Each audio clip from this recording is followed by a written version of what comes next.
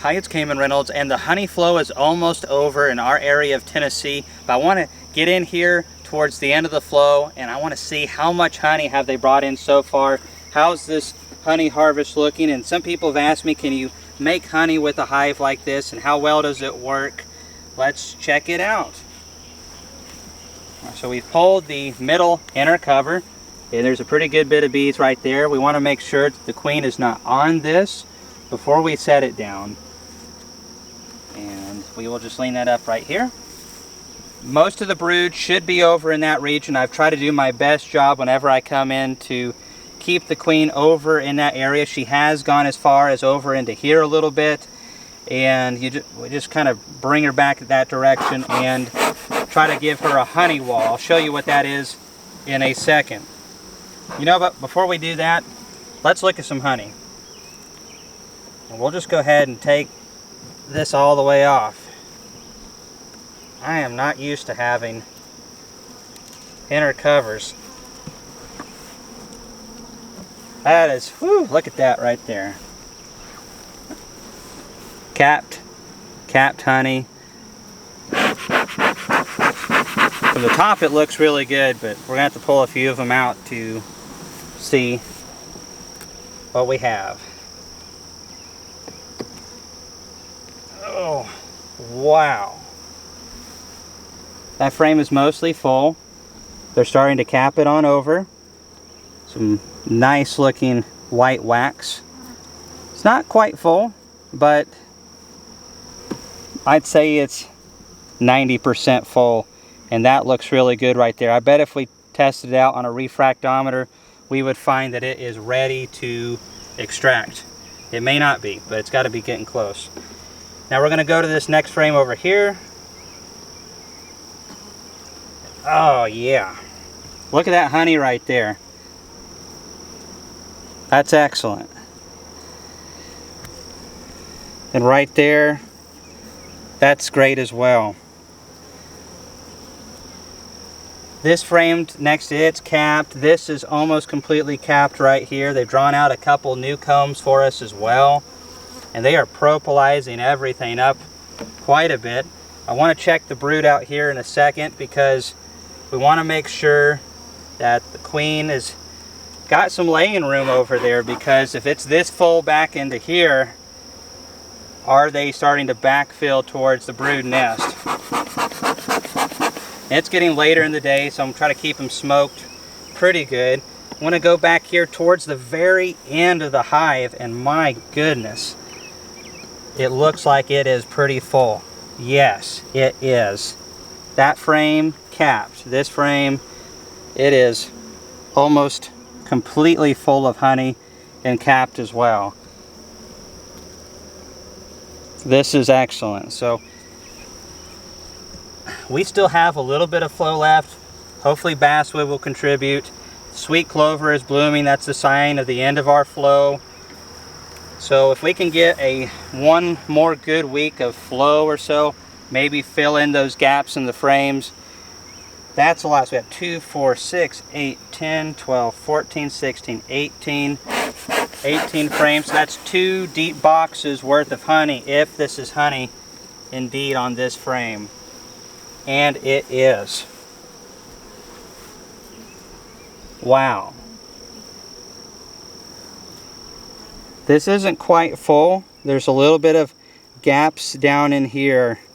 They've got a little bit of honey in this area.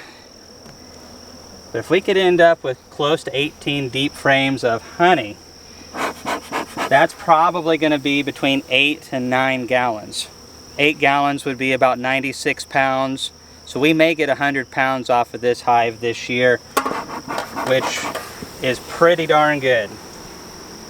Especially for, this is our worst bee yard. We don't have the honey production up here we have in other yards. And, oh, they've glued that down really good.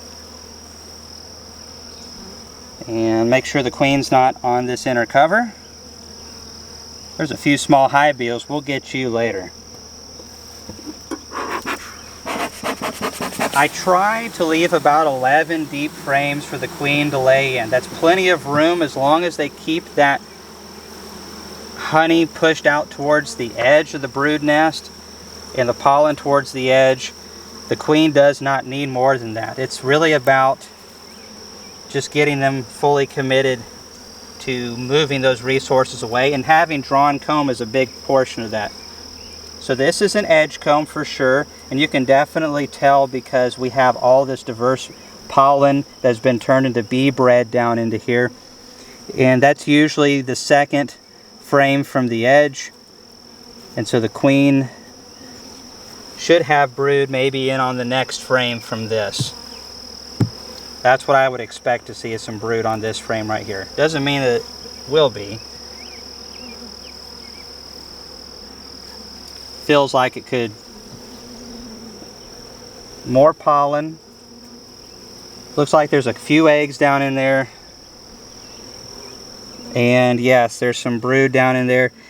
Some of you will notice these cups over here, and I get a lot of comments about people seeing these in the videos. This time of the year, it's very common to see a lot of these queen cups. That doesn't mean there's something in them. They're built out more because of the flow, but they are dry. So that is pretty good.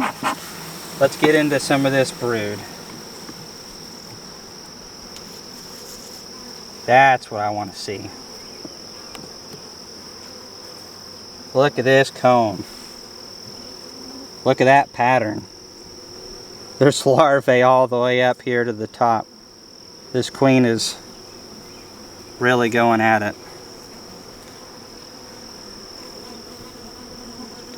Hopefully they'll finish drawing that out the rest of the way. And I'm going to go, looks like there's a little bit of brood on that adjacent frame. And I am seeing,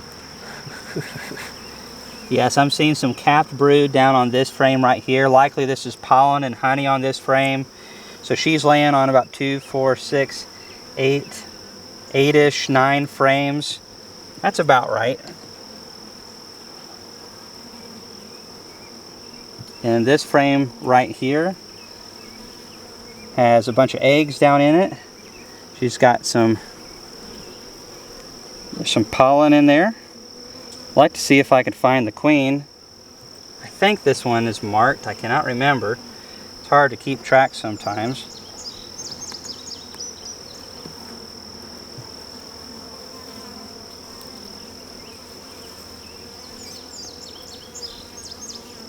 There's a little bit of larvae and eggs down in there. Looking pretty good.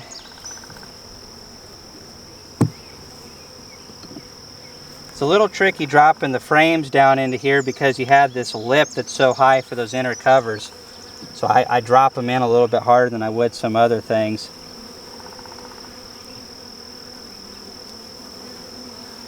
Got mixed age of brood over here.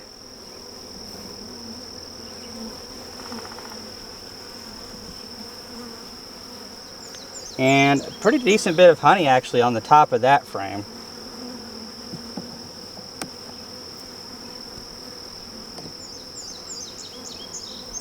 This is a light frame right here.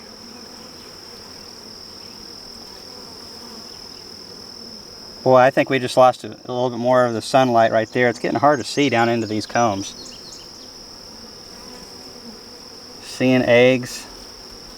I thought we might see the queen on this one.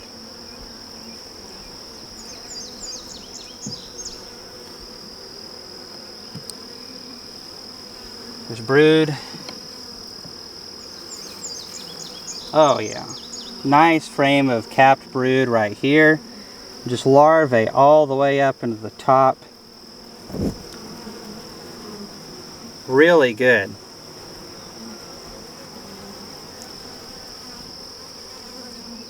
Yeah, this queen's really going at it.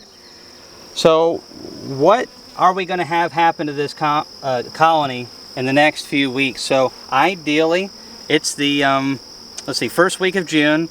Within the next 2 weeks, I want to harvest this honey. So we'll go through here and harvest these combs and extract those out.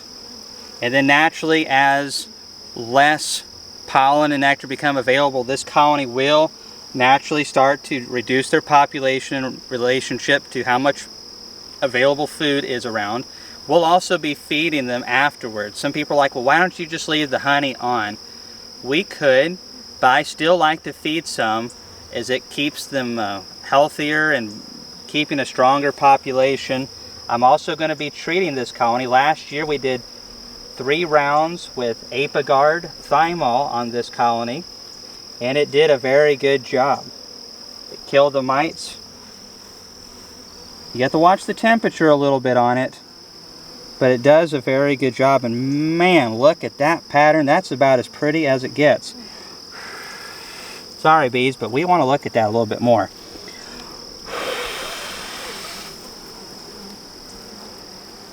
That is pretty right there.